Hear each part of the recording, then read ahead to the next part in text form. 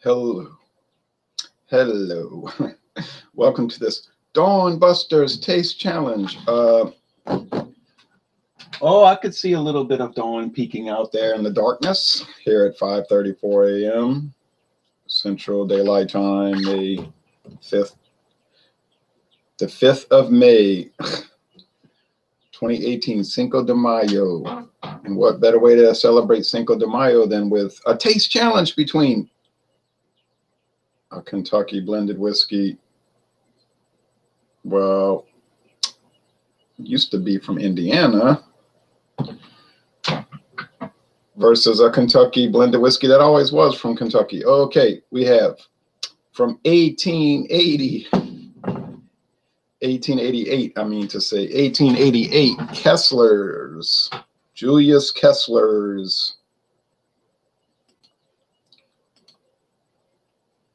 Julius Kessler, who died in 1940,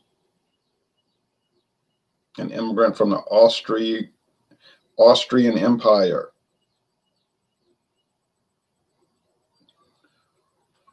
I guess by the time he got over here, it was the Austro-Hungarian Empire, because Hungary became independent in 1867 as an equal partner of the Austro-Hungarian Empire. Anyway, it's not as strong as it used to be. It used to be higher proof. Now it's your typical 80 proof, and it's blended at a lower grade level. It used to be like 65-35. Now it's 72.5 to 27.5, okay? I think I saw some ads where it's 55-45. That was the real old days. The good old days. The good old days are dead and gone. Uh-oh, I made a little mistake here. Oh, I see what happened. I had a sticker left over from the last time. Well, that's okay. That's okay. I can still tell them apart. Now, this is from only 42 years ago, 1976. Beam's 8-star.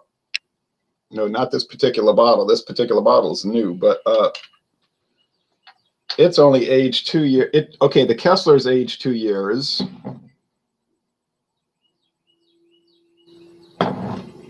And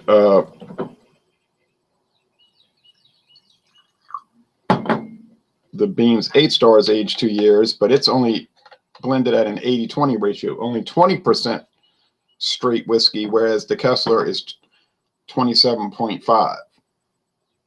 Will it make a difference? Well, it seemed to make a difference with the, yikes, pour too much. Damn it. Excuse my language.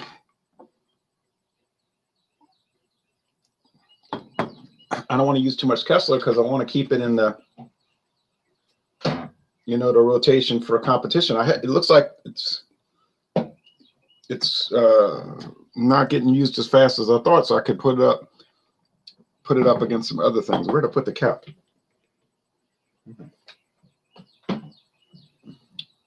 Don't want to spill it. Oh well, I'll find the cap as the light becomes more. Oh, there it is. I thought it was over there. Now, Beam's 8-star. Oh well, they're probably using 2-year aged Jim Beam original and just mixing it with the corn distillate, the grain neutral spirits. They take corn, they distill it, they cut it with water, and they mix it with whiskey to make the blended whiskey. Or they might mix it with other ingredients and make, bourbon. That's what the corn distillate is, basically moonshine. Okay. And it's funny because some people will pay a lot of money for moonshine, pure corn distillate. Really, they're saying, oh man, I paid $19.99 for a can of grain neutral spirits. Well, and you can get the uncut, right? The diesel or the Everclear, which is like 100% alcohol. Yeah, right. Don't buy that. Don't be a fool and buy it and drink it. Could make something with it. Goalkeepers says, hello, Kessler's is a very nice whiskey. Kessler, yes, I think so too. So far, that's been my experience. I wish I had a bigger bottle, but I'm not buying one of those big plastic bottles. Okay, appearance. Oh, let's see. The Beams is more golden and the Kessler is more amber. So there's a difference right there. I'm trying to even it out on the sipping.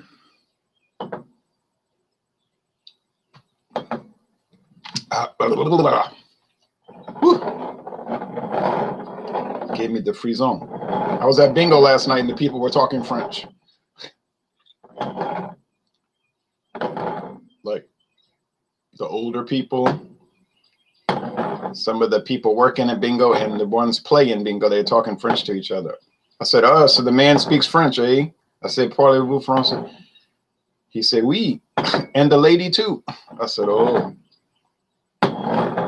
All of these people around here over, let's say, 65 years old, they all speak French. They'll claim, some of them claim they can't. I don't speak French. Only my mama and them did that. But then they'll get old, you know, and they start getting like dementia. They'd be talking French to the doctor and the nurses. Like they revert back to what they spoke at home before they went to first grade. I was like, oh, I thought you couldn't speak French.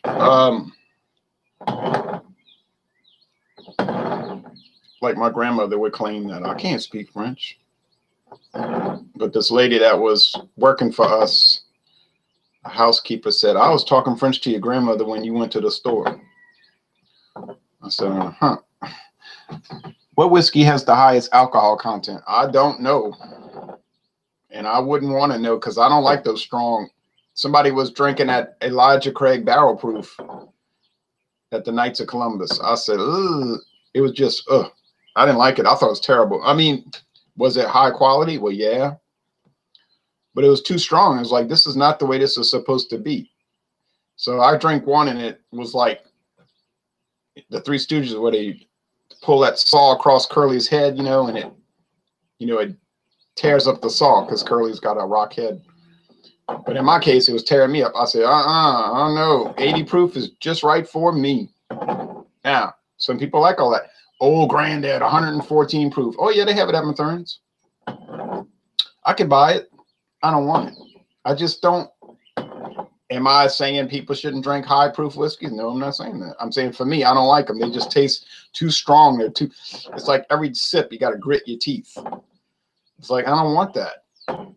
This is not my enjoyment level. It's not, I don't like it. Okay. I mean, you know, hey, if you don't like it, I know that's a thing though. You know, it's a thing. The high proof whiskeys, that's a thing. And that's, if that's your thing, then you should run with that thing. But there's so many 80 proof whiskeys and brandies that I could try that I don't have to grit my teeth every time. I remember I was in health class in college and this health teacher instructor was talking about how they used to snort cocaine at parties, because in the 80s I was like something people would do stupidly. And she was like, oh, when you were coming down off of it, you had to grit your teeth. It was like, I'm thinking to myself, sitting in class thinking, that sounds fun. To me, the whole thing sounded bad.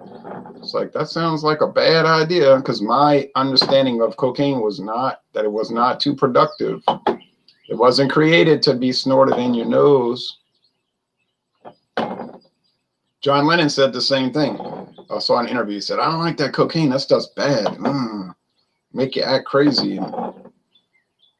He used to use it, but he didn't like it too much. He said he preferred the psychedelics, like, you know, lysergic acid, diethylamide, and marijuana. Oh, well, anyway, Grace Slick said, you snort cocaine, you want to run around the block like 50 times. She preferred Quaaludes, man. All right, well, let's get off of the drugs, because you know how many drugs I've taken in my life? None, aside from aspirin. Oh, yeah, one time I had to take codeine, which is opium, and I was like crazy. It was like made me a crazy person. I was like, no thanks. My mom was like, you're not taking codeine anymore. And I was thinking, I don't want it. I can hear birds. Oh yeah, they're out there. They'll be. You could wake up at 1 in the morning and you'll hear them. You know, if you have your windows open, they just got these night birds. You know. But now they're all saying, "Here comes the sun." There's one guy used to keep roosters, and they would wake you up. But then somebody's got peacocks. The one that lived on our street got killed, but the other peacocks, they'll be loud at night. Usually at night around 10 or 11, they're doing their. All right, enough for the birds. On to the challenge. Mix it up a little bit more. I think these are going to be real close. Now, I got mixed up with the Seagram 7 Crown and the Kessler. I thought one was the other. I said, oh, this has got to be Seagram 7 because it's got woodier. It's got more wood. It's got more depth of character. It's got all these things. It's aged 4 years. Yeah, right. Well, I had it mixed up. So it goes to show you, you could pay $8 for a bottle, or you could pay $12, but you may not get any payoff paying $12. You might just be throwing $4 away. Oh, but if people come over to your house and you say, I got Seagram 7 Crown, they might say, oh, okay. And they'll want to mix it with Coke. If you tell them I have Kesslers, they might say, Kesslers? You're cheap. But you see in a blind taste test, they couldn't tell it apart. It's like the same thing, like Coors Light. Yay. Keystone Light, oh no. But then in a blind taste test, they may not tell it apart. I've never done that. I think I could tell them apart, but I've never done it, you know. So how could I know?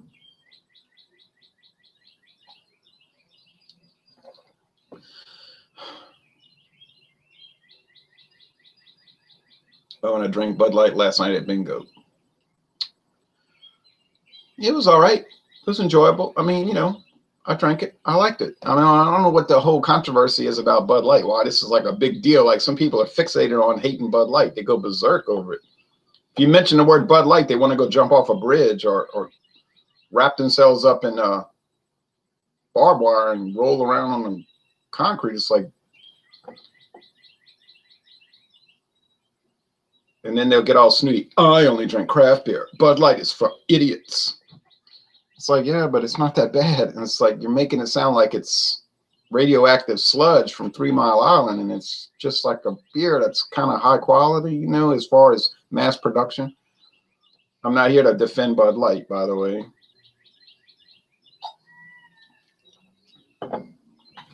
But I mean, it tasted all right. And then you know what I sipped on it later? Just a little sip. Canadian Mist. And I was thinking about it, you know, like I was selling Bonanza sheets. And or those little cards. I'm thinking about it, you know, I'm thinking about it. And I said, you know what? I might need to revisit Canadian Mist. I think we were too hard on it because we were talking about it's dull, it's dull, it's dull. It is dull. But it was created to be that way. And it does have some little intricacies within the dullness. You know what I'm saying? It's kind of like Bud Light. You say it's bland, it's bland. It is, okay, by design.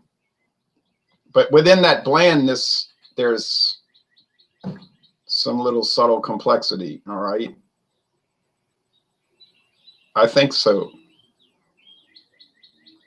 Now, you might be saying, you're not making many friends in the beer drinking community making statements like that. You're going to be ostracized. Yeah. I've already been, to a large extent, by making unapproved statements. I know. When you don't participate in groupthink, sometimes you get beat up. Oh, well, sorry.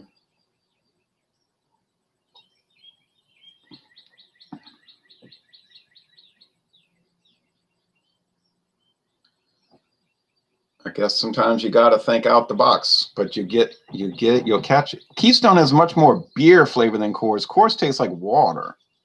I don't know. It's a bandwagon thing. Hating on the BMCs, the Buds, Miller Coors. I call it BCMs because I like to go in alphabetical order. I like to go in alphabetical order. BCM, Bud, Coors, Miller.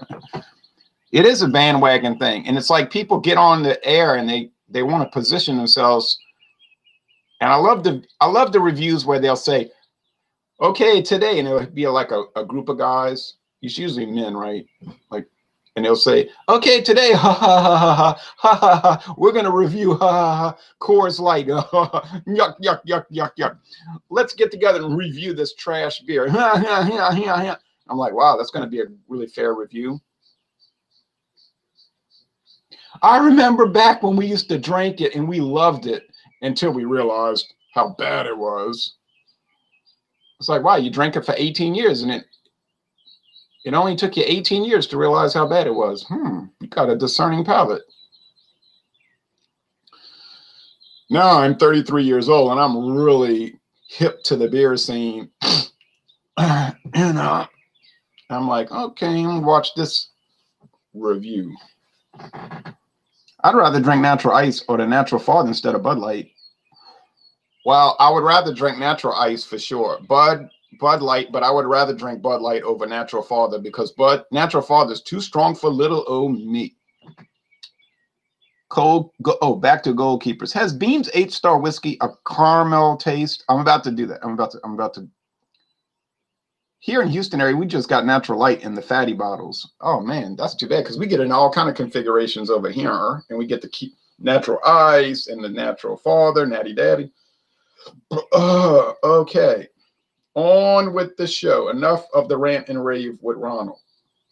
But I don't mind rant and rave because I'm sick of all that posturing, you know.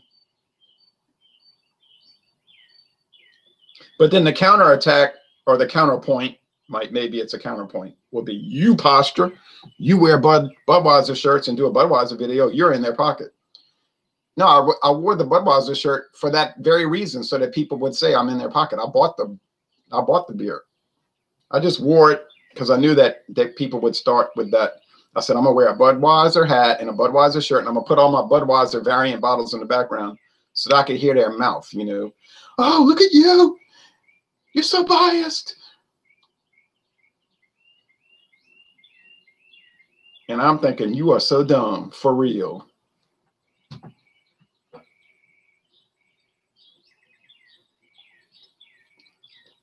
I mean, golly, if people wouldn't take the bait so much, I wouldn't do it. You know what I mean? It's like, but they're too easy. I don't know. I can't help myself. It's terrible to be that way. But I mean, when people are too easy, you just throw it out there. Because, you know, it's comical to read, you know, to read the comments. Oh, look, oh. It's like, really?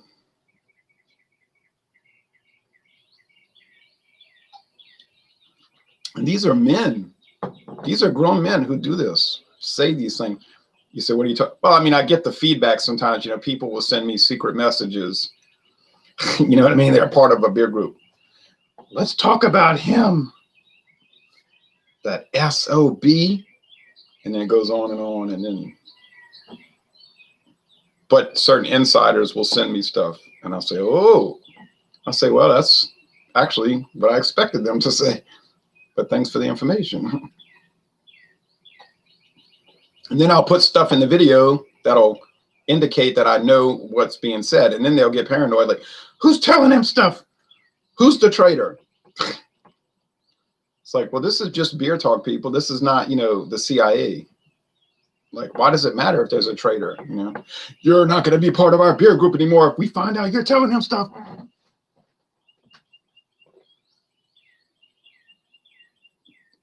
And you know, this is the level of your life that you determine who's going to be in your beer hangout. The worst part is you think it's important. Yikes. Wow. No, important is like what goes on in the state capitol, you know, and they passing laws that affect your life, not who's in a beer group. That's not important. Okay. I'm sorry. If you win a video game, it's not important because it's a video game. It doesn't really matter. It's like not real. It's not real reality. You know what I mean? It's pretend reality. Okay. Taste test.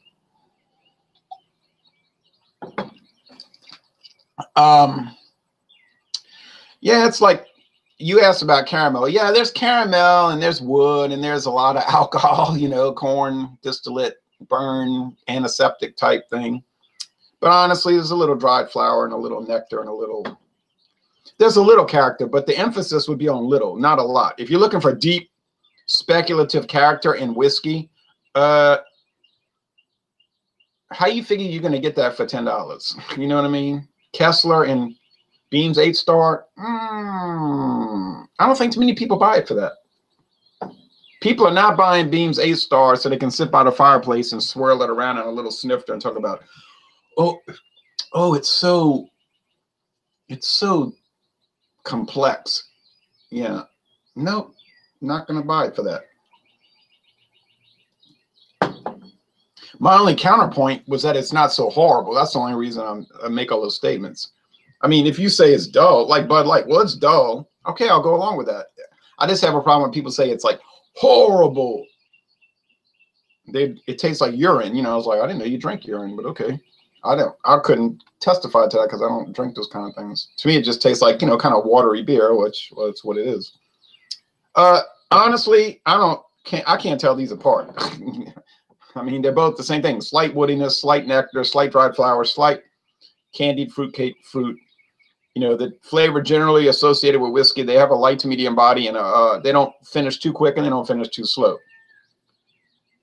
Honestly, they taste like something that Jim Beam company would make, Beam-Suntory, okay?